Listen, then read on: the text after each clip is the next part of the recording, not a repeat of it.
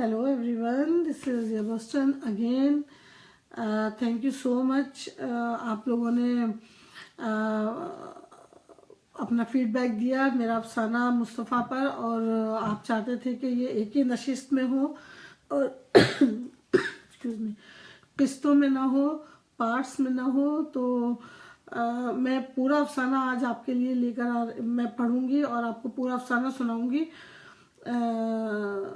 क्योंकि फिर आप लोग इसको एक जगह एंजॉय कर सकते हैं। पहला वाला जो हमने एक हिस्सा फ्राइडे को किया था वो मैं डिलीट कर दूंगी, ताकि फिर ये एक ही अफसाना मुकम्मल आपके साथ में रहे। अफसाने का नाम है मुस्तफ़ा। ये अफसाना मैंने 2009 में लिखा था। पाकिस्तान के एक लड़के के ऊपर हकीकी कहानी है न्यूयॉर्क की। तो अफसाना हाजिर है। मुस्तफ़ा। कितनी देर से वो एक खत हाथों में लिए ज़ारो कतार रो रहा था, बस रोए ही जा रहा था। फिर इसने अपनी आंसू भरी आंखों से आसमान की जानिब देखा और बेइख्तियार अपने मालिक के हकीक़त से मुखातिब हुआ। ए अल्लाह, ए मेरे परवरदिगार, ए मेरी ज़िंदगी और मौत पर कादिर, तेरे कामों में किस कदर मसलहत होती है। मौला, मैं इस काबिल नहीं। ये जो नेमत तूने मुझे दी है, मेरे कमज़ोर कंधे इस बेपाया नेमत का बोझ नहीं उठा सकते। ए रब्बुल इज़्ज़त, मुझे यूं ना आज़मा, मैं इस काबिल कहाँ। दुनिया का बदतरीन बेटा, बदतरीन शौहर, बदनसीब इंसान और बेअमल मुसलमान, मैं भला इस काबिल कहाँ। कितनी देर तक वो यूं ही अल्लाह के सामने रोता और गिड़गिड़ाता रहा। 4 साल पहले वो फाइनेंस में मास्टर की डिग्री लिए कराची की सड़कों पर मारा मारा फिर रहा था, तो किसी ने इसे दरखूर एतना न समझा। अपने ही वतन में नौकरी की तलाश में भटकता रहा। अपने ख़ानदान में वो पहला पोस्ट ग्रेजुएट था। उसकी बेवा माँ को इससे बड़ी उम्मीदें थीं, मगर नौकरी की तलाश और 3 जवान बहनों की शादी की फिक्र ने इसे चिड़चिड़ा बना दिया था। ऊपर से अब्बा की पेंशन और फंड की रकम इसके ग्रेजुएशन की नज़र हो चुकी थी। नौबत यहाँ तक आ गई थी कि अपने ही घर में खाना मांगते हुए उसको शर्म आती थी। फिर अल्लाह को इसकी हालत पर रहम आ गया और एक दोस्त के तवस्सुस से इसे अमेरिकन सिफारत खाना में एक अच्छी नौकरी मिल गई। मगर इस जॉब के लिए इसे इस्लामाबाद में 6 महीने का एक कंप्यूटर कोर्स करना पड़ा, जो उसने खुशी खुशी किया कि इसका सारा खर्च खुद एम्बेसी ही उठा रही थी। 2 साल इसने वहाँ नौकरी की। बड़े शहर की बड़ी बातें, वहाँ ज़िंदगी मुख्तलिफ थी, या शायद इसने महसूस की। इसके लिए यही ख्वाबों की दुनिया थी। इस बीच इसकी एक बहन की शादी हुई और फिर माँ को इसकी शादी की फिक्र होने लगी, तो उन्होंने दोनों बेटियों से पहले इसके सर सहरा सजा दिया और इस तरह रफ़िया नौमान इसकी ज़िंदगी में शामिल हो गई। यूं तो इब्तिदा में वो बहुत खुश था, मगर धीरे धीरे इसे इदराक हो रहा था कि शायद इससे बेहतर इसे मिल सकती थी बीवी। अम्मा ने तो बस अपनी पसंद की सीधी सादी लड़की देख ली, जिसने सिर्फ इस्लामिक स्टडीज़ से BA किया है। हर वक्त बड़ी सी चादर में खुद को ढांपे रहती है। इसके घर में तो नमाज रोज़े का इतना चर्चा न था, मगर अब्बा अलबत्ता पाबंदी से नमाज पढ़ते थे। बहनों में बस साजदाबाजी को देखा था। अम्मा और बाकी दोनों बहनों के साथ वो जुमे की नमाज की पाबंदी करते, मगर रफ़िया बहुत पाबंदी से 5 नमाज पढ़ती और शौहर को भी ताकीद करती। हर बात अल्लाह रसूल की खुशनुदी को ध्यान में रखकर करती। आहिस्ता आहिस्ता वो अपने दिल में रफ़िया के लिए एहतराम के जज्बात फील करने लगा। फिर जहाँ एहतराम होता है, वहाँ मोहब्बत के मायने तब्दील हो जाते हैं। चुनाचे उनके दरमियान एक अनदेखी सी दरार आ गई। फिर बिल्कुल अचानक इसे सिफारत खाने की जानिब से अमेरिका में एक बैंक में नौकरी की पेशकश हुई, जिसे इसने दोनों हाथों से यूं लपका जैसे कोई भिखारी लंगर लूटता है। नौकरी बड़ी नहीं थी, लेकिन अमेरिका में थी, ये बड़ी बात थी। इस तरह 4 साल पहले वो न्यूयॉर्क के एक बड़ी सी बैंक में कैशियर की नौकरी कर रहा था। अमेरिका इसके लिए ख्वाबों की दुनिया ही नहीं, बल्कि जन्नत साबित हुआ। यहाँ आकर पहली बार एहसास हुआ कि वो कैसी सख्त जंजीरों में कैद था। माँ की फिक्रमंदी, बहनों के थके हुए चेहरे, रफिया की पारसाई, अब कोई जंजीर इसके पाँव में न थी। वो बुरा इंसान नहीं था, मगर अपनी ख्वाहिशों के सामने हार जाने वाला कमज़ोर इंसान था। यह शायद ये उम्र का कसूर था। 30 साल का जवान, पैसा, अमेरिका और आज़ादी। एक झूठ ने उसकी जिंदगी की काया पलट दी थी। जब इसने अमेरिका की नौकरी की खबर दी तो माँ ने साफ इनकार कर दिया था।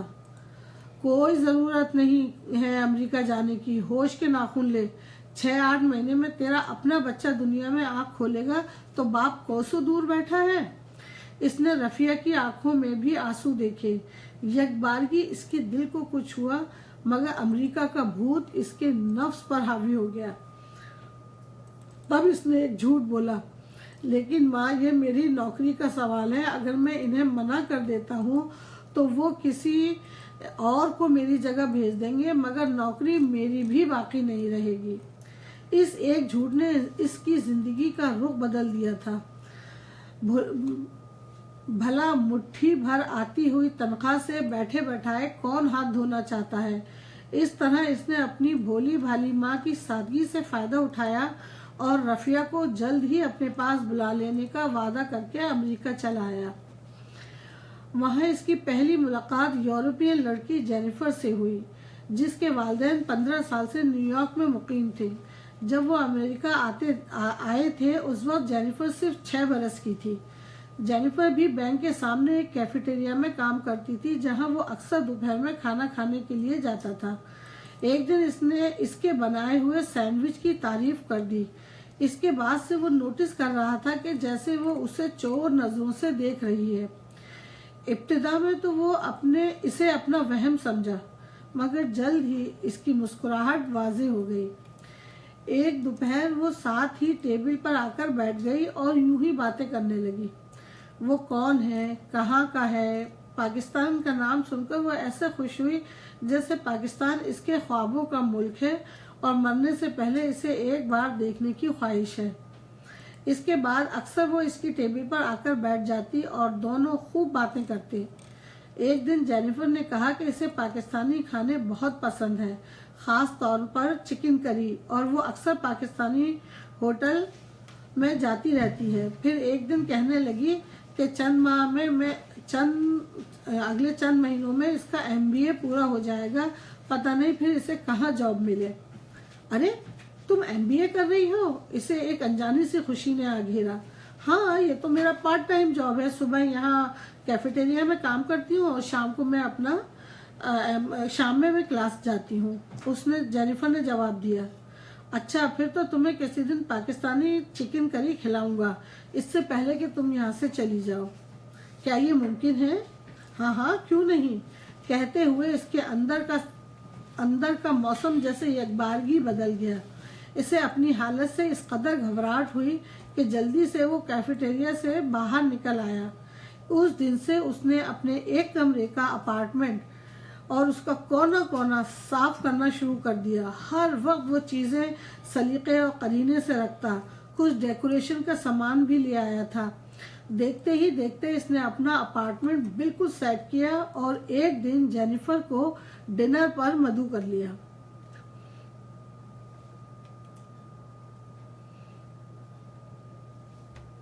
हफ्ते की दोपहर, जिस दिन उसे आना था वो सुबह से ही उठ बैठा था। जल्दी जल्दी सारी तैयारियां करके इसने खुद को संवारा और इसका इंतज़ार करने लगा।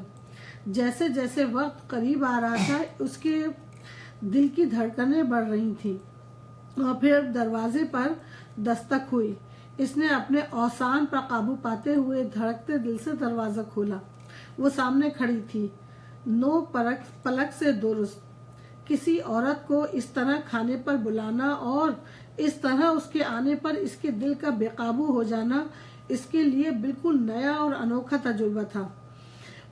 तजुर्बा ही न था, बल्कि ये ऐसा सनसनीखेज लम्हा था जिसके जाविदा हो जाने की दुआ इसने अपने दिल की गहराइयों से मांगी और वो कबूल भी हो गई, क्योंकि अगले ही लम्हे वो अपने मखमली हाथों में ढेर सारे गुलाब के फूल लिए हाय कहती हुई इसके गले से आकर लग गई।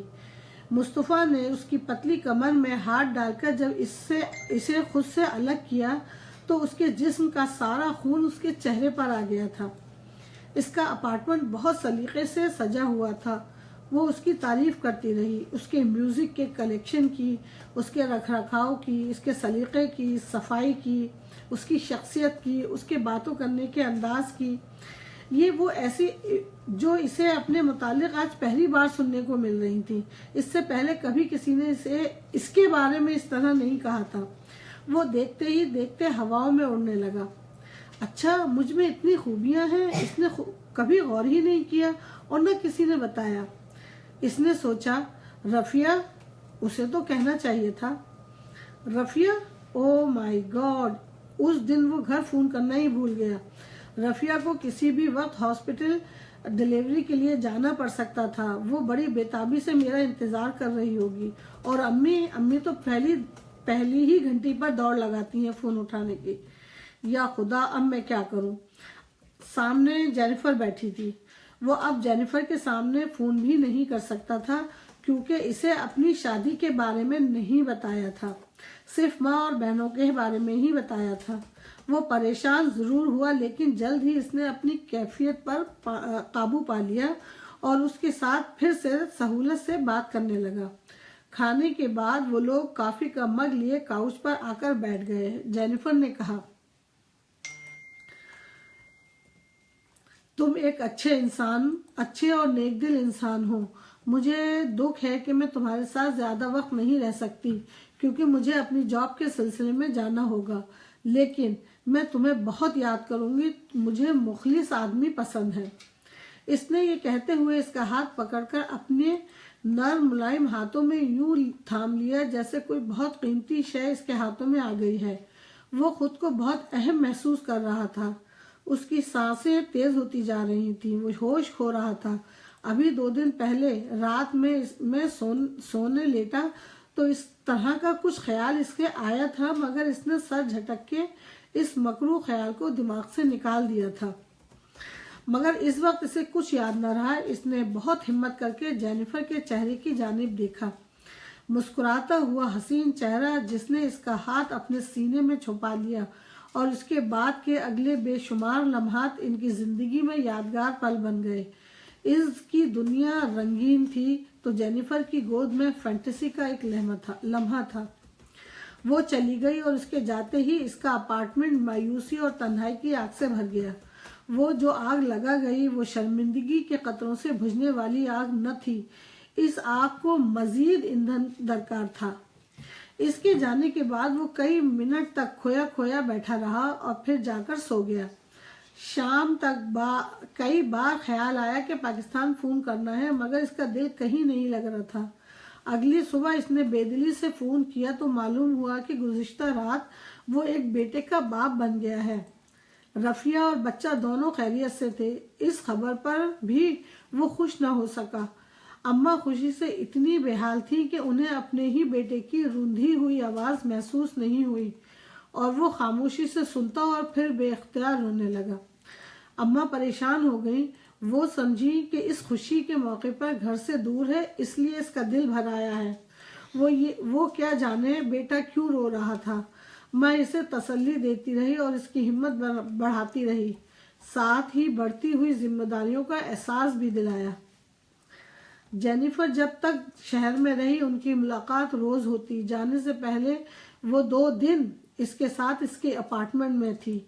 वो इसकी जिंदगी के यादगार दिन थे। फिर वो चली गई, शायद कभी ना आने के लिए। काफी दिनों तक इससे मेल और चैट होती रही, मगर इंसान की बाज़ ज़रूरतें ऐसी हैं कि अगर उन पर बंद न बांधा जाए तो वह इंसान को हैवान बना देती हैं। इसकी गर्दन भी अपनी ज़रूरत के बोझ से लटक गई थी। इसे बस अपनी ख्वाहिश के अलावा कुछ और न सूझता था। यूं एक के बाद एक इसकी जिंदगी में जेनिफर, मैरी, जॉन आती चली गई और पिछले 4 साल में वो इस मैदान का बहुत मुश्ताक खिलाड़ी बन चुका था। इब्तिदा में जो अम्मा और रफिया के सामने इसकी आवाज़ में चोरी का गलबा होता था, इसने अब उस पर भी काबू पा लिया था। पाबंदी से वहाँ फ़ोन करता, बेटे अली से भी इसकी हुआ में बातें करता, चंद माह कबल इसका एक दोस्त शाहिद कराची जा रहा था तो इसने सबके लिए ढेर सारे तोहफे भी भेजे थे और उनको मिलने के बाद सबकी खुशियों से खनखनाती हुई आवाजें भी सुनी थी। 3 साल हो चुके थे, इसका ग्रीन कार्ड आ चुका था और माँ के साथ रफिया का इसरार बढ़ता जा रहा था, मुझे भी बुलाओ, अब मैं तन्हा नहीं रहूंगी। हर बार उन्हें यह कहकर टालता रहा कि इसका ग्रीन कार्ड हो जाने दो, फिर सबसे पहले तुम्हें ही बुलाऊंगा। और अब इसके पास कोई बहाना न था। लेकिन रफिया और अली के लिए ग्रीन कार्ड के पेपर फाइल करने से कबल इसने अपने ब्रांच मैनेजर से कहकर अपनी जॉब न्यूयॉर्क से फ्लोरिडा मुंतकिल करा ली थी। वो नहीं चाहता था कि रफिया के सामने गुजरे हुए लम्हे का कोई लम्हा आनकर खड़ा हो जाए। फ्लोरिडा आते ही इसने पेपर फाइल कर दिए और अपने काम में मसरूफ हो गया। इसकी तीसरी बहन की शादी हो चुकी थी, वो इस मुंतकली की वजह से भी इसमें शरीक नहीं हो सका था।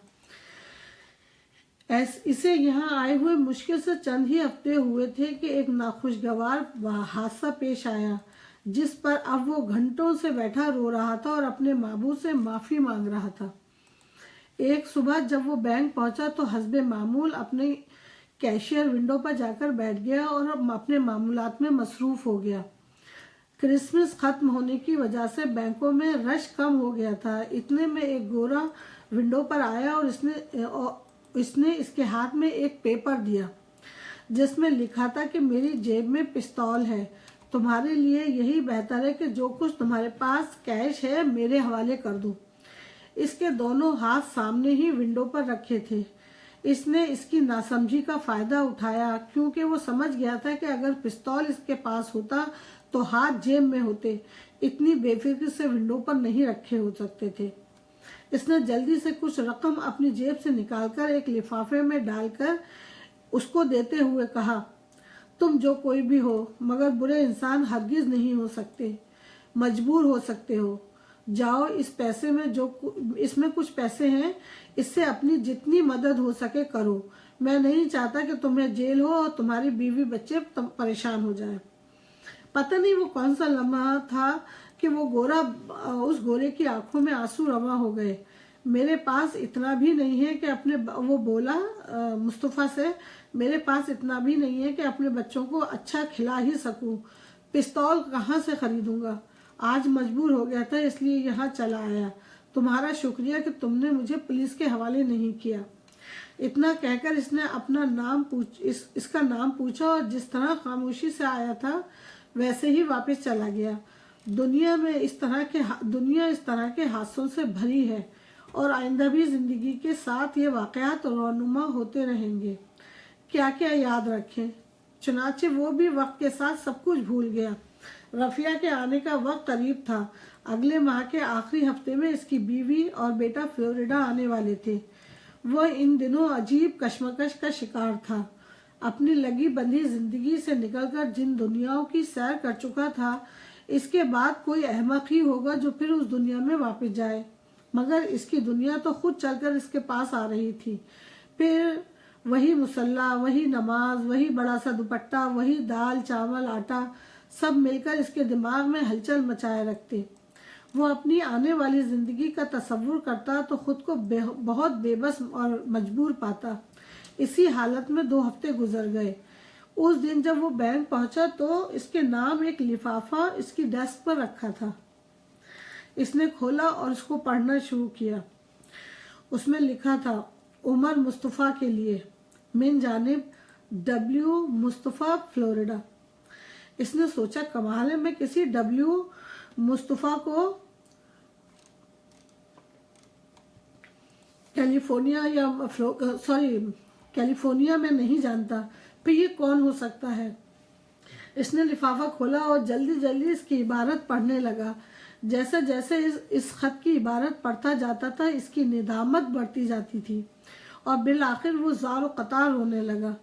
शायद इख्तियार खो बैठा था। अपने खुदा के सामने बेहद शर्मसार था, इतना कि इसके सामने सर क्या नज़र तक उठाने की हिम्मत न थी। कितना वक्त इसने अपनी ख्वाहिशों के पीछे बर्बाद किया, माँ बहनों और बीवी के साथ धोखा किया। इसके बावजूद अल्लाह ने इसकी तकदीर में ये सादत लिखी। कि इसकी नेकी का एक अदना सा अमल किसी की जिंदगी को मायने अता कर गया। लेकिन वो खुद क्या था? पहरों गुजर गए, इसकी हालत में फर्क नहीं आया। इस बीच बैंक का मैनेजर स्टीव 2 मरतबा आया और इसे हालत सिजदा में देखकर वापस चला गया। वो एक अमरीकी नसात बूढ़ा था, मगर उमर मुस्तफ़ा से प्यार बहुत करता था और जानता था कि ये मुसलमान है और मुसलमान दिन में कई मरतबा प्रेयर करते हैं। अब जो तीसरी मरतबा वापस आया तो देखा कि उमर अभी तक उसी हालत में है। एकदम ही वो घबरा गया, इससे कुछ हो तो नहीं गया। जैसे ही स्टीव के दिमाग में ये ख्याल आया, वो भागा। ओ जीसस, उमर उमर, इसने बेख्तियार ही इसे झंझोर डाला।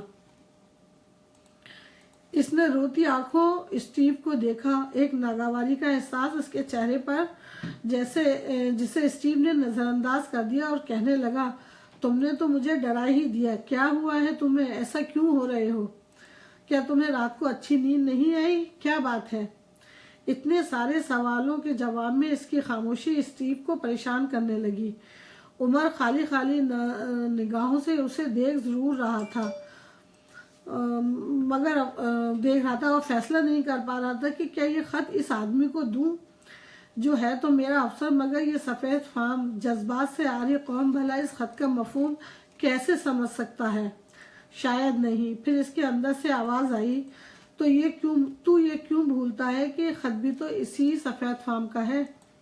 इसने यूं ही बिना कुछ कहे खत स्टीव की जानिब बढ़ा दिया। वो स्टीव को मैनेजर होने की वजह से बैंक डकैती का किस्सा नहीं बता सका था। स्टीव ने खत पढ़ना शुरू किया।